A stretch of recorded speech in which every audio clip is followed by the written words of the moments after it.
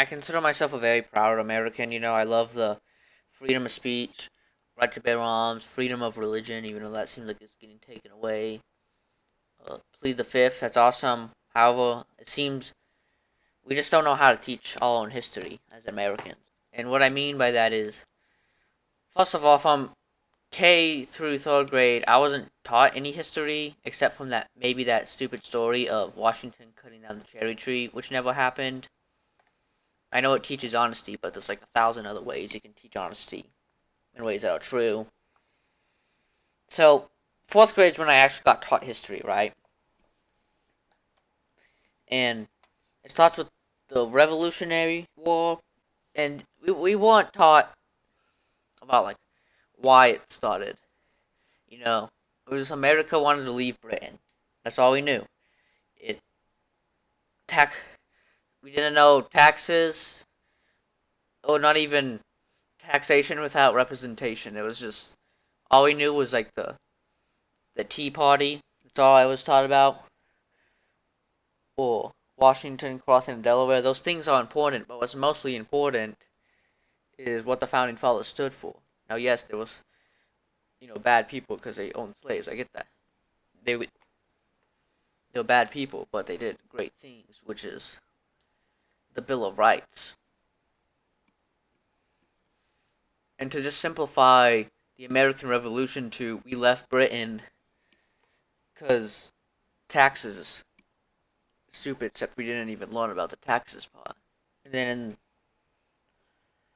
the fifth grade, we learned about the Revolutionary War too. But all I remember was it was more emphasis on how the states, how the colonies were different. It was more about the colonies actually, not the uh Revolutionary War. Like how's New England different from the South, which is important. But what the founding fathers stood for, liberty, individual freedoms. That's what should be taught in schools more so than the Tea Party. Like that's important. The battles are important, but kids should be knowing what freedoms they have in the Constitution more so.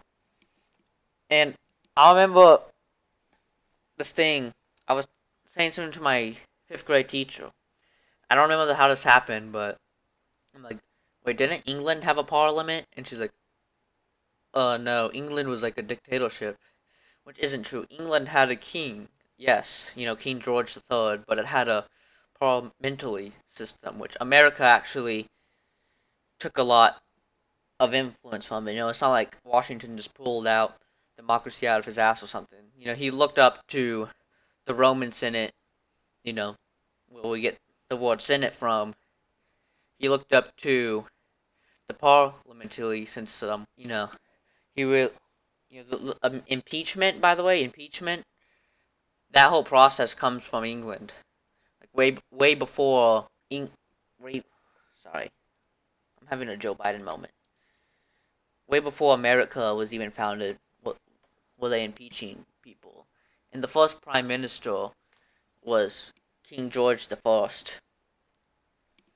So the idea that Washington just decided democracy, just invented democracy, is kind of dumb. Now, don't get me wrong, it's great. I think it's amazing that instead of becoming king, he became president, and they all decided this democracy together. That's really good. I like that. But it's not like they just invented the thing. I mean, we had the Roman Republic before Jesus was born. And they were trying to make sure a Julius Caesar didn't destroy the thing. And that's what the American Republic's and Constitution's about. Trying to stop Julius Caesar. Alright, so let's see. The Civil War, I learned in 4th and 5th grade. Actually, I don't think I learned about it in 5th grade. But in 4th grade, it was more emphasis on North versus South. Like, the comparisons, and less about, like, the evils of slavery or the battles or, the stuff that you'd think we taught. It was like, the three most important things of the Civil War is, like, the evil of slavery, which is the main thing, then the battles, and then North versus South, and we learned only North versus South. Now, we should be learning about how evil slavery was, and how we make sure we never go back to that again, so history doesn't repeat itself. Although the saying people who don't know history are doomed to repeat it is kind of dumb, because it's more like those who do not know history are more likely to put in power people who are doomed to repeat it. That's how I think it happens, but still. And then, fourth grade, we also learned about the Great Depression and how it affected the lives of people, which is how it should be taught, but we didn't learn how it happened, I'm pretty sure. Which is also important. You should learn both. And then, sixth grade, we learned about the cradles of civilization, Egypt, Mesopotamia, modern day Iraq, you know, India, China, well, it was called the Yellow River Civilization at the time, but whatever. We learned about that. But what was weird was that, so I had 4 classes in 6th grade, right? And I'm not going to name the teacher out of privacy reasons, but that same teacher, that same period was also grammar. So he was teaching grammar and history. Instead of just having the English teacher do English and grammar. I never understood that. Isn't history important enough to get its own class? And same thing with 5th grade. When I was in 5th grade, it was put together with economics, and all the other classes got an hour. Math got an hour, same with English, same with science. But history only had 45 minutes, and it was more economics based, which is important, don't get me wrong. 4th grade, same thing, kind of. It was like A-B schedule, except history was on B days, and that was all. And if the school had to choose, we'd always get A days, which is science, with a teacher I didn't like. Which, maybe that's another video. Anyway, geography in 7th grade. So we didn't really have a history class, we had a geography class. And the class was fine, I guess. I don't know. The teacher was kind of annoying. Okay, I have this one story. This is completely unrelated, but one time, she asked me to go around and tell everybody it's time to read, but my leg was broken, so I didn't do it. I asked my friend, she's like, "Why did you ask your friend? And why don't enough people have books?" I'm like, "Why did you ask me? My leg's broken. Couldn't you ask someone whose leg isn't broken?" It was the dumbest thing. Oh, and about that teacher, this is also unrelated, but one of my friends made some thing on change.org to send dolphins back to Mars with the Minecraft, I don't know, some Minecraft thing, and she said that was xenophobic, try to get them in trouble. So, yeah. Anyway, 8th grade actually had a really good teacher. We learned a Revolutionary War, Civil War, how it should be taught. We learned about what the founding fathers actually stood for. The amendments, and how different people see it. My teacher gave different perspectives on it. For instance, the Second Amendment says right to bear arms, but could that be nuclear weapons? Probably not. But someone with that extreme could think that. He also, this was what was it?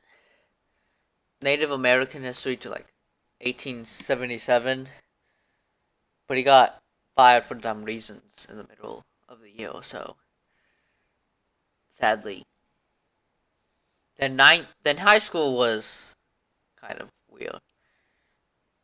So 9th grade, I had AP US history, right?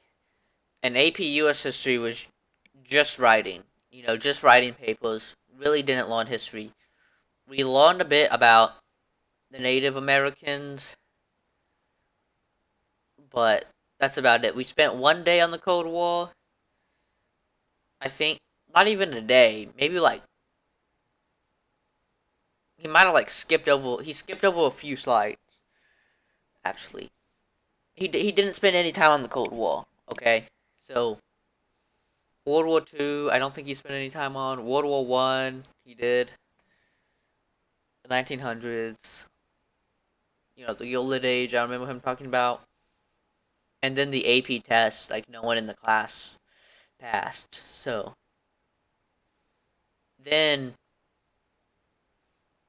AP World History, I remember that was a pretty good class. However, all of human history was put into one class, right? Plus, don't forget it's an AP class, so there's a lot of stuff about you have to write papers and stuff. So there's also that too for like the last fourth of the class. So all of human history in that class, and that was actually the only class I actually learned about, like the Holocaust and the Holodomor. So I see these right-wing channels say all you learn about in school is the Holocaust and slavery, but that's not true at all, because that was the only class I learned about the Holocaust. I don't remember the teacher saying teachers just assume that you know about the Holocaust, which is pretty true. And then that was a really good class. Yeah, I like that class. I don't know. I mean, it felt kind of rushed, but I don't blame the teacher because again, it was all of human history in one class. Then I remember civics was cool because it was like American government class, but it mostly was like the Constitution, and we actually went over Supreme Court stuff. That was real interesting. It was like, how do you interpret the Supreme Court? And we all, the whole class split up, and they got to be the Supreme Court. That's and then I remember at the end of the year, we all got the class like a mock trial of our own Supreme Court. It was like this Jehovah's Witness versus the state of Montana over the Pledge of Allegiance. That was really cool, and I was one of the judges. So that class was good. So that's how I learned American history in school. I don't know if I'm weird in that instance. I'm kind of curious to know how you all learned it.